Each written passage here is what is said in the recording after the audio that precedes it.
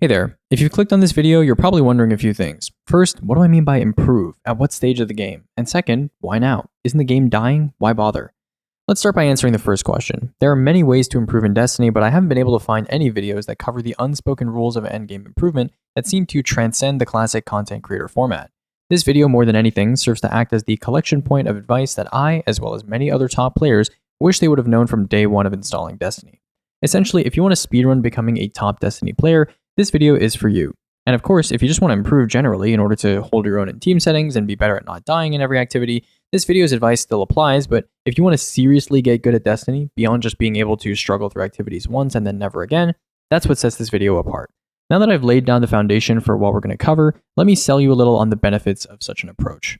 So why bother now? I know Destiny's not in the best state right now, but that has more to do with optics and the downhill snowballing the game has been experiencing since the Edge of Fate, and less to do with the actual game itself. The good news is, player population aside, the current sandbox has the widest array of tools for the largest selection of activities during any point in the game's history. That means if you can muster the courage, it's not a bad time to work on yourself as a player. But game circumstances aside, the main draw for even wanting to improve at Destiny is, in my opinion, playing the game at its most fulfilling. Being good at Destiny opens so many doors for you. You can hold your own in any activity with anyone, and of course, you can confidently mentor others to join you in enjoying the game at its peak.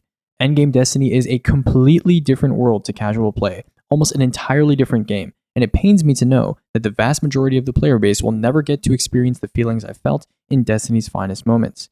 There is no better feeling than discovering, learning, and using your knowledge to execute a well-crafted plan, especially with other players who have put in the same work.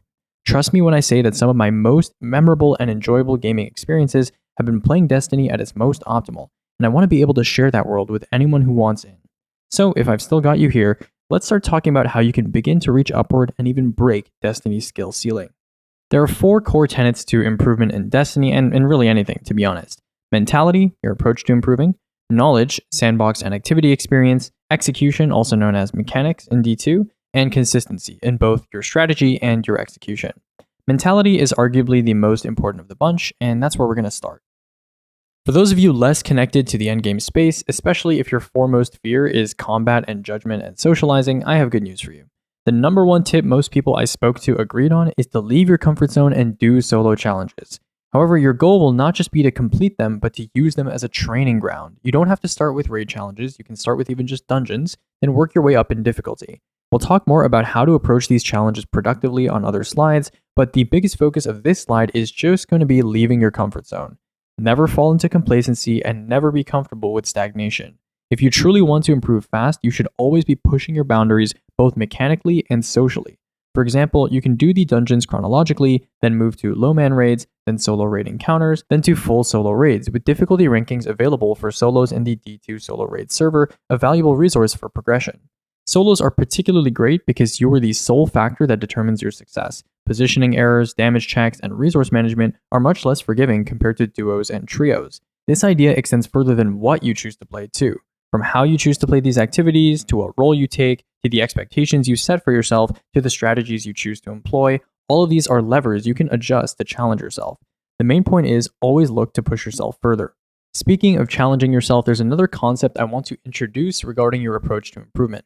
Many people spend time in the so-called mines, grinding their way through Destiny's endgame through repetition.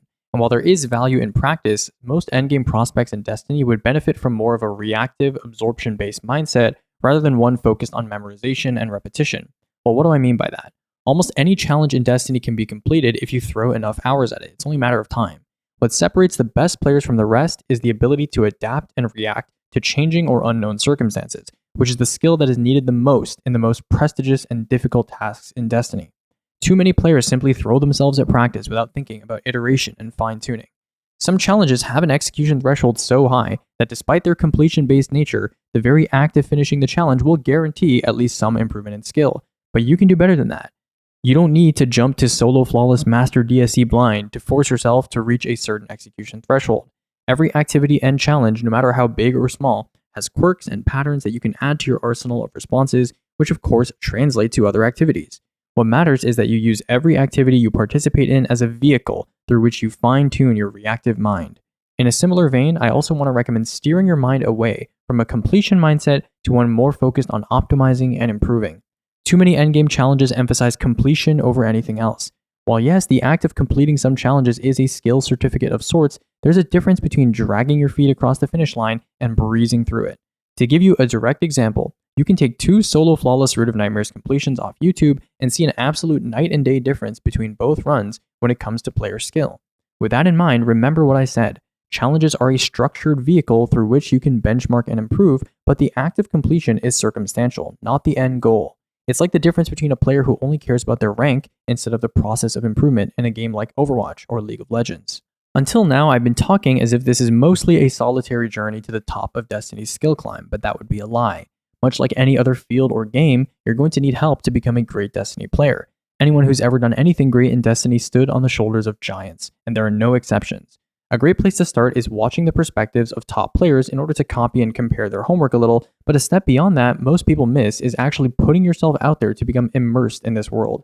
Surround yourself with better players that are so much better than you that you are embarrassed and nervous just playing with them. It sounds daunting, but one of the most effective human methods of learning is osmosis. Don't be afraid to ask questions, maintain good vibes, and if you follow the advice from the rest of this video, you're guaranteed to be noticed by like-minded players. The next tip I want to give you might come as a surprise. It's fairly straightforward. Take the game seriously. I know Destiny has a reputation for being a supposedly easy game, but this is quite deceiving. Most people who say this are simply repeating what others say, but some of them are also referring to the game's developer-intended progression, which, yes, isn't particularly difficult, but that's not where Destiny's endgame lies, is it? No, Destiny's endgame is in fact player-driven and not dev-driven. And when we look at the pinnacle of this player-driven ceiling, you'll find that the percentage of Destiny's player base that truly excels at every aspect of endgame PvE is incredibly small, as in less than 100 players. The reason? It's because it's not easy, but not for the reasons you might expect. We'll talk more about where exactly the skill gap between Destiny's good and great players comes from later, but for now, know that the game's skill distribution at the upper end takes on an odd shape, in part due to the previously mentioned completion-based mindset many players have. In most games, the skill distribution looks something like a bell curve. While there is no direct rank equivalent for Destiny PvE, there is definitely a disproportionate concentration of players who have done a few challenges just enough to feel like they understand endgame content, but not enough to experience mastery and a real understanding of the game's systems. These people play endgame PvE as if it's checklisting, and unfortunately this kind of mentality bottlenecks a lot of players into this herd before they can really spread their wings. That's because it is of course possible to rack up achievements in Destiny simply by following instructions and guides, and while plenty of these players are capable of evolving their play beyond simply being good enough to follow a low-man guide, many of them never make that last push for a variety of reasons. This next tip is one of the most important bits of advice in this entire video, largely because it's a mentality that pervades the entire Destiny community, endgame or not.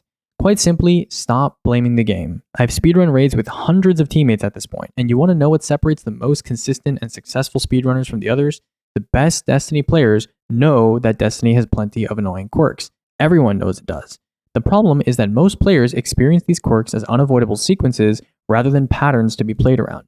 After 4 years of VOD reviewing almost 100 rosters worth of speedrun team footage, it's almost painful to watch someone in real time blame the game, throw their hands up, and act as though they are completely helpless and that there is zero counterplay to a situation. Let me tell you something.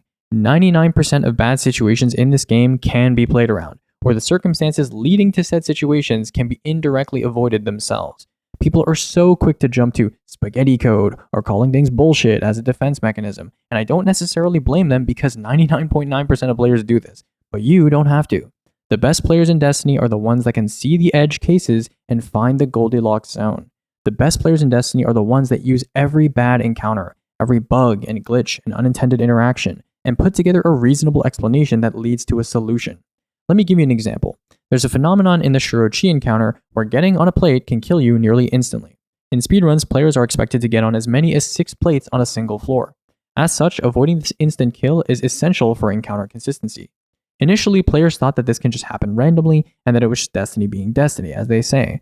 But I clipped this happening to me once, then twice, then all the way to 12 times. And every single time I clipped the instant kill, I realized that I was sorting onto the plate at a certain height, and the plate was reacting to my action with a little delay, which would then kill me when the plate began to rise. In fact, when I examined closely, it almost looked like my feet were clipping into the plate and I was taking physics damage, which would then bring me to 1 HP, and then I would die a regular plate tick damage right after. I had a theory that because I was sorting onto the plate at a low height, if the server didn't react fast enough and begin to raise the plate as my character approached, my hitbox would overlap with the new raised hitbox of the plate, and it would deal physics damage to me since I'm now technically pinched inside the plate. And lo and behold, the theory proved correct. Now I just jump higher and take a little longer, or use a sword with a less aggressive acceleration at the start of its animation, and I never die to a one tick unless I'm rushing. Game problem that shouldn't exist? Absolutely. Buggy interaction? For sure. But is it something you can learn to avoid? Like almost everything in a similar category, of course you can. If you do an activity over and over, you will tend to notice small quirks and gain a feeling for what causes them. And plenty of people learn little quirks about a raid they farm or have done challenges in, but the most productive Destiny players are actively hunting for these patterns, recognizing them, and attempting to implement solutions that often transcend just a single activity. Turns out, gaining an understanding of the unpredictabilities of the Destiny engine in one activity translates pretty well to pretty much every activity, and it would be wise to follow this line of thinking when trying to improve. 2 more bits on mentality, though these are probably a bit more obvious. Still, they need to be said. First, don't be afraid to have high standards for yourself, even if they're unrealistic. So many D2 players I meet tell me they're not good enough to do something or hang with a certain group of people. Many of the best Destiny players got where they are by feeding an insatiable hunger to be better and by playing with a contagious excitement and passion that powers them to learn more. On the other hand, be self-conscious and care a lot about how you play. Gaining experience naturally means gaining confidence, and that means some players actually don't have an issue with setting high expectations and trying to reach them. But you cannot let this blind you. Achievement can breed complacency and comfort, and in a way, insecurity and anxiety about your skill can keep your ego in check. Some of the best players I know are still very particular and concerned about how they play and perform, and the rest of them probably also are, just less outwardly. Always be flexible and hungry for more. Never let ego cloud your vision of your own capability, and more importantly, your inevitable mistakes and need for improvement or adaptation. When it comes to introspection, another tip for climbing in other competitive games still applies to Destiny as well. The only constant in your gameplay is you, so work hard at the one thing you can control 24/7. Now that I've beat you over the head with mentality for long enough, let's move on to something else. Next, we're going to talk about knowledge. I spoke to a great number of top Destiny players for this video, and one of the most common sentiments when it comes to Destiny improvement was that knowledge is generally underrated and underdeveloped by most players, while the opposite can be said for mechanics and execution. So why is that the case? Someone I spoke to put it best. A lot of people think the most impressive and elite level Destiny play is about pressing your buttons fast, but in reality, that's not how things really are. When it really comes down to it, the most important skills in Destiny are iteration and decision making. Being in the right place, at the right time, choosing to do the right thing, using the right stuff. So how do we actually build these skills? Well, first, you need to know what's available to you, and that means accessing community resources. Step 1 of this process is having the Destiny data compendium, as well as a tool like D2 Foundry, open at all times while playing the game. These two combined will answer almost any question you have about details left unexplained by the game, whether it's exotic armor percentages or perk descriptions. Playing the game and constantly looking up details will allow you to build a fully fleshed out understanding of the sandbox over time, and eventually when you run into a problem, you'll have some idea of what solution might fit. On top of these resources, there are also guides from the Lowman and Solo Discord servers, which can give you some written and visual insight into how strategies and loadouts are crafted for different encounters. I also have some videos that break down speedrun strategies and the reasoning behind them, and of course for damage crafting, there's plenty of content on this channel to learn from, like my most recent video. However, there is something important to note when it comes to looking at resources, and that's what we're going to touch on next. Always ask why. A good chunk of Destiny's skill gap comes from understanding and the most effective way to become an independent researcher. Why don't people use emergency reinforcement mods on the chest even though the in-game description sounds useful? Why do people use the different eager edge swords in different scenarios? Why is this person breaking an edge of action bubble with Lord of Wolves immediately after creating it? A large portion of Destiny's endgame player base simply follows whatever they are told to use, and when situations arise that require adaptation, these players lack the understanding required to flex the new loadouts or strategies. If you strive to understand why better players choose to use certain tools and play activities a certain way, you will gradually become able to come up with better and better ideas of your own. For example, when it comes to meta builds, learn why they function the way they do and what specific interactions make them powerful. Then you can augment them with your own ideas and play into their ecosystem instead of just copy-pasting a basic gameplay loop. As you probably gathered so far, a huge concept I'm emphasizing here is the ability to construct a huge tapestry of interactions and gameplay quirks together into a single comprehensive theory of Destiny that you can constantly update. On top of asking yourself why things are the way they are and why they might be changed, it's very helpful to be observant, like we mentioned in the Stop Blaming the Game section. Even though a lot of Destiny has been explored, much of it hasn't been mapped out in the form of discussed knowledge or created content.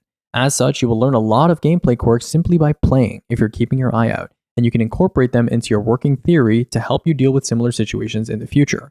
Of course, then comes the application of this theory. So many players are perfectly capable of shooting their guns accurately, throwing their grenades at the right time, and staying alive, but unknowingly handicap themselves by using suboptimal loadouts or strategy. This was another thing pretty much everyone I talked to agreed on. Give yourself the best edge you can before the encounter even starts.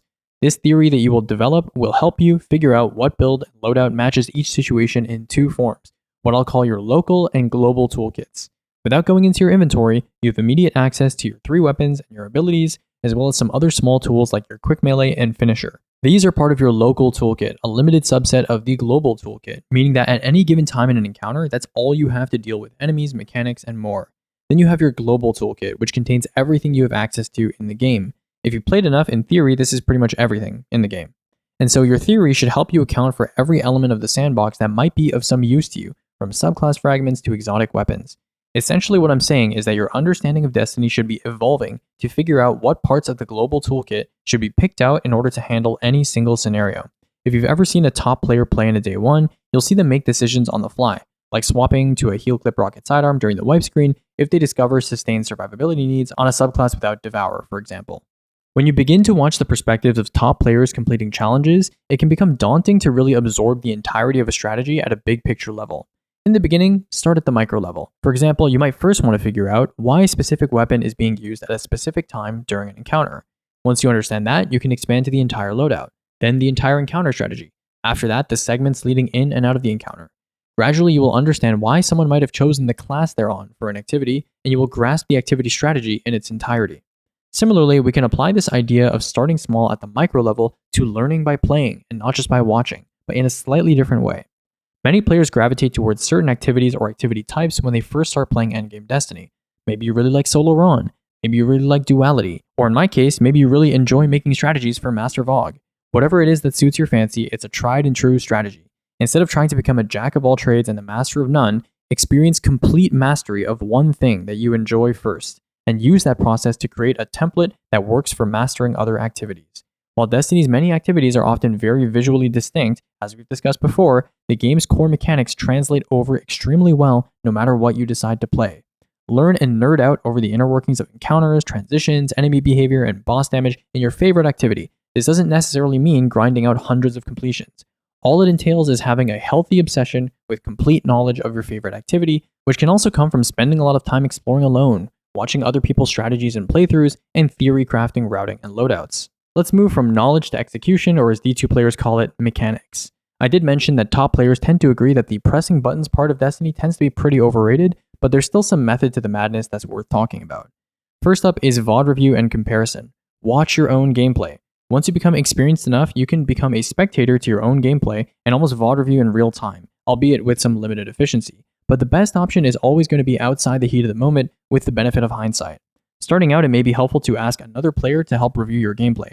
For example, plenty of other runners have shown their gameplay to me without being aware of suboptimal routing, execution, or strategy, and I'm sure I've done the same to other runners when I was less experienced too.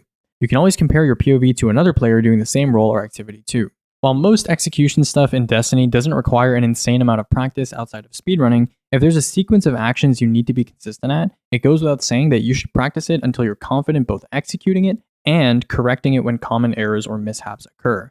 There's plenty of tasks in this game that might fit this description, from your damage rotation for an upcoming day 1 to common movement tech like mountaintop jumping and skating. Like we've discussed before, productive practice doesn't mean smashing your head into a wall 1,000 times, but comprehending why failures occur, whether it's due to personal mistakes, game quirks, or anything else. The last thing we'll talk about when it comes to execution is reinforcing your responses to stimuli. While I'll probably make a video on the minutia of surviving effectively through learning enemy responses, cooldown management, cover usage, and more, the gist of this skill is understanding the components of your local toolkit and how they respond to different conditions. It's one thing to have a solid build that is appropriate for a given encounter, but it's another thing to know how to use it effectively. Say you're on Solar Warlock. You have 2 defensive cooldowns in your Healing Grenade and Phoenix Dive, 1 offensive cooldown in your Snap, and let's say you have a Song of Flame as a panic button with Icarus Dash as a movement option. A player with a good understanding of this local toolkit might be comfortable using Phoenix Dive to trigger Ember of Benevolence on a teammate and perhaps to summon a Hellion, but maybe only when Healing Grenade is up and immediate threats aren't present. Since these defensive cooldowns are on the longer side, a smart player might also decide to use something like a heal clip weapon to keep sustaining themselves using cure activations only using their healing grenade during a particularly dangerous moment during mechanics. There are plenty of small decisions and thought processes that occur in an effective player's mind when it comes to piloting your character, both conscious and subconscious. And we'll go deeper into how to formulate plans like this in our final section, consistency. You might be surprised that my first tip for increasing your consistency is to limit test, to bring in a term from League of Legends. After all, you need to find your limits to be able to play within them. We talked about the Goldilocks zone before, and most endgame newbies in Destiny suffer from being way too far on the passive or ineffective side when dealing with enemies, which eventually results in them or their team being overwhelmed. Maybe in an era before Forbearance and the Witch Queen, playing cover and methodically taking out your enemies while avoiding dangerous incoming damage timings was a priority, but we've come a long way since then. Today's sandbox is the highest uptime, biggest splash, most lethal it's ever been, and that means the first law of Destiny combat is simple. The best defense tends to be a good offense. So learn what weapons are the best at dealing with enemies, learn what alternatives exist when you need to make compromises for team play or flexibility reasons, and change your mentality from cowering in fear of enemies and killing them in self-defense to steamrolling and spawn camping everything you can. And when I say spawn camping, I really do mean learning enemy spawns and camping them. Spawn points are almost always completely predictable in Destiny, so even if you're brand new to an activity, after a few wipes you should have a handle on what enemies are going to spawn from where. The best Destiny players are effective killing machines that juggle defensive maneuvers and handling mechanics alongside keeping the field empty of enemies, so if you want to increase your uptime and give yourself breathing room to multitask, this skill is an essential one to learn first. The next step after learning how to kill quickly and efficiently is honing your awareness and consciousness during activities. When you're playing any activity, you should always have some sense of direction at two levels, micro and macro. I'll give you an example that my friend gave me. Let's say you're doing solo tactics. Your macro goal might be to finish running cores in order to get to damage. That's your overarching objective, and it informs your micro goals, which are formed in the immediate presence of threats and mechanics. To be more precise, at any given moment, you can ask yourself, what should I be doing right now in service of my macro goal? In this example, when you're running cores, there are several things that can stop you from completing your macro goal. One such example is the fact that orb and brick pickups can cancel interacts, which is obviously problematic when trying to pick up cores. As such, a micro goal that might form in a prepared player would be to either get rid of these orbs and bricks or to avoid pathing through an area where they are present if they cannot be cleared in advance. Micro goals are usually pretty simple, but they just exist to make sure you aren't just playing on autopilot and being unproductive, or even worse, counterproductive to your macro goal. This framework is also one you can apply to gameplay review after the fact, and it's just as helpful, if not even more so, when you're able to devote your full attention to analyzing your productivity. The last concept I want to leave with you is the idea of flowcharting your gameplay. While you should always be quick on your feet if something goes in an unexpected direction, creating a reproducible and reliable plan of action that evolves every wipe is one of the most important skills to have in all of Destiny. This is twofold. The plan should be dynamic and well thought out, but you yourself should also be able to execute the plan reliably and consistently. That means your plan or role shouldn't be too overwhelming in its responsibilities or execution requirements, and that you should be mechanically practiced enough to be able to pull it off under stress. This goes hand in hand with the last concept we discussed during the execution section, which was learning the appropriate responses to non-planned stimuli. But there are of course also planned and expected events, which is more of what I'm referring to here. Take a look at this footage of Epic Apoptes here as an example. In this clip, I'm on a semi-limited loadout since I need to be able to handle my own enemies, shoot eyes, and keep my heavy ammo for damage. So here, this is within the context of a speedrun, and so the macro goal here is going to be to finish the mechanics as quickly as possible while still being relatively consistent. So we're going to make some compromises on safety just for the sake of speed, but you'll see here that it maybe changes some of the micro goals compared to what you would do maybe if you were playing on like a day one or something like that.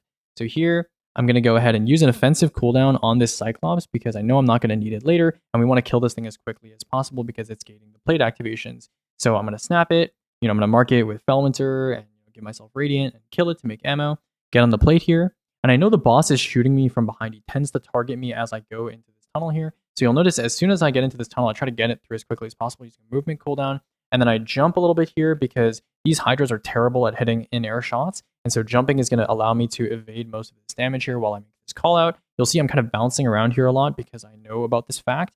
There's like a structure here that can block some of these shots as well. So you'll see here I do a little perch and I crouch to avoid some of this damage that's incoming here. I also pre-spawn camp this spawn because I know these two harpies are going to spawn and potentially spread out. So I don't want to have to use multiple, min shots to take care of them. Just use one min shot to instantly spawn camp them so they're also not shooting me while I'm doing mechs.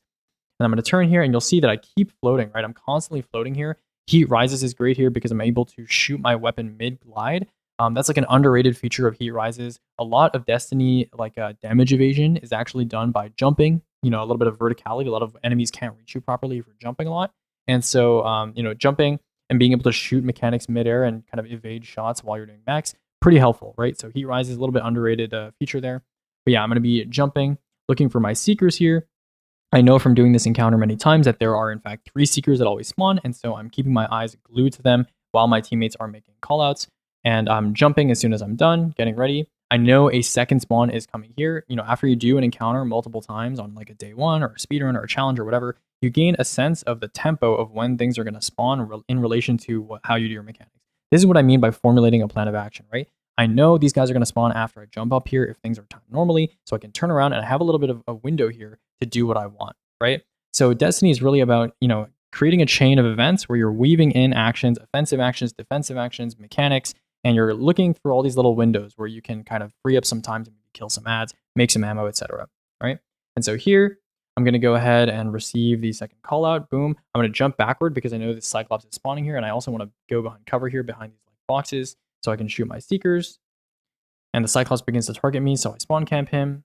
Have a little bit of time to reload here. And again, I'm just floating. You'll notice I'm barely taking any damage from this boss.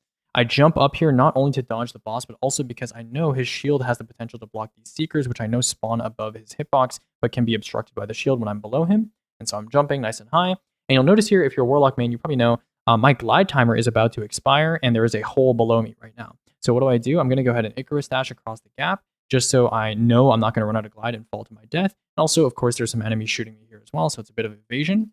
And so I'm going to land here and get ready for the last call out. And you'll notice that despite the fact that my health is relatively high, I still decide to preemptively throw a nade because I know the next section of what we're doing for max is going to be a little bit intense. So that's that kind of lived experience where you're using that to inform your plan. Obviously, I wouldn't know this if I was completely new to the encounter, but wipe after wipe, you're going to learn these kind of small timing windows and important moments where you might need to preemptively activate an ability or something like that to prepare. So you'll see here, normally, maybe my health is a bit lower here. I'm getting blasted by the boss. I'm getting blasted by the ads. I know a Cyclops is about to spawn, especially in these moments where like maybe you can't kill the ads and you need to focus on doing max for an extended period of time. That's where you might want to buffer a cooldown like a healing grenade. So you'll see here, I shoot the last call out, and now I get ready for eyes. Now, obviously, this is a speedrun, so I'm going to prioritize shooting the eyes here, despite the fact that we're not going to wipe if I take my time. I need to prioritize shooting the eyes. And so number one thing that I do is Seekers, because Seekers, I'm able to shoot them before the callout's actually made. So Seeker 1, Seeker 2, Seeker 3 is headed for that window there, so I don't really care about it right now. And normally we are a little bit slower than this, so these were actually relatively fast mechs. So I would be kind of over here by now, and I'd be able to jump and evade the Cyclops. Unfortunately, the Cyclops is already spawned because we're pretty fast. And so I notice I'm probably not going to have enough time to kind of jump up and do my usual evasion technique on the Cyclops. Vex, for whatever reason, pretty bad at aiming at you while you're jumping. So Cyclops, I usually just jump over a shot. In this case in particular, I hear the call out right now, it's muted, but I hear the call out right about now. And I think, okay, this Cyclops, if he direct impacts me and the Harpy shoot me a little, I'm just going to die. And so I kind of try to shoot it and jump. And I do actually almost die because the Cyclops shot goes off. So in hindsight, maybe I should have just gone for the call out or tried to kill the Cyclops a little bit earlier. But you saw the intent there, right? And then I get a little bit unlucky here, despite the fact that my beam is like clearly on the the sphere here. It doesn't break for a little while, so it breaks a bit late. And then I use a defensive cooldown finally to recover from the situation right here, Phoenix Dive, in order to recover my health.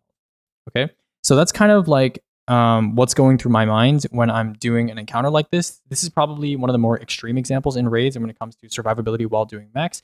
So if you want like a little challenge to try a bunch of different subclasses and builds, this is like a pretty good one to do it, especially if you're doing it as quickly as this, where you're dealing with Seekers constantly spawning and Cyclops constantly spawning, because obviously the Seekers don't spawn as fast if you don't do the mechs as fast. So yeah, that's just an example, and I hope that was helpful to you when it comes to formulating a plan for both static events that that are going to happen, as well as unexpected events. For example, like that sphere not breaking on time, so I had to kind of recover a little bit using my Phoenix Dive.